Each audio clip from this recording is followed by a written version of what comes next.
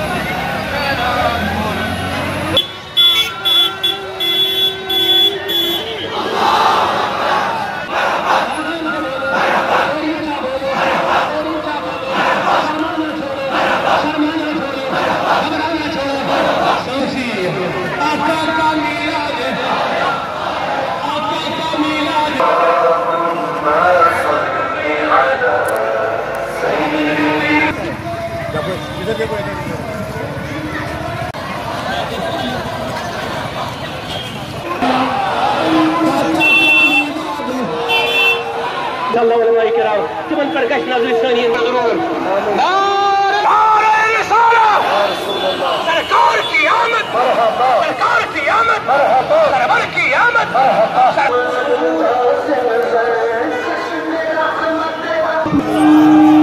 इदारे तहकीकात के उलमा अभी मौजूद है, किसी को मिटाने से नहीं मिट सकता।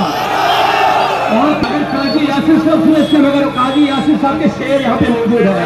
जमीन पर बोलो, ईमान में बोलो, जमाते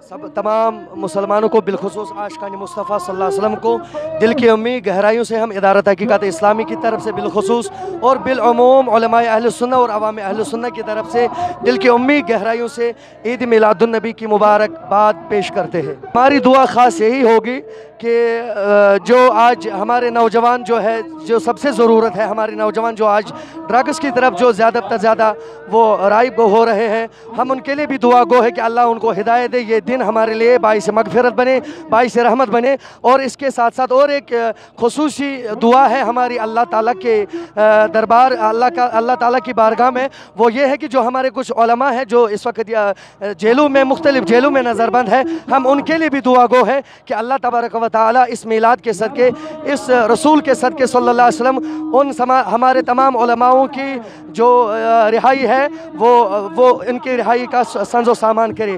और इसके साथ साथ हम तमाम उम्मत मुस्लिमा के लिए यही दुआ करते हैं कि अल्लाह तबारक व तआला हम सबको गुनाहों से छुटकारा दे और हमें इस महफिल, हमें इस मीलाद के अनवार व फयूज़ व बरक़ात से मालामाल फरमाए। आज वो अजीम दिन है जिस दिन कायनात के अंदर मुहसिन इंसानियत पैगम्बर आज़म हज़रत मोहम्मद अरबी सल्लल्लाहु अलैहि वसल्लम तशरीफ़ लाए। दुनिया में जो उस वक़्त जुल्म हो रहा था, हर एक के साथ जुल्म हो रहा था, गरीब के साथ जुल्म हो रहा था, बल्कि अरब की जब हम तारीख़ पढ़ेंगे तो अरब की जो बेटियां हैं, अरब के लोग उनको ज़िंदा दरकोर करते थे, ज़िंदा दफन करते थे।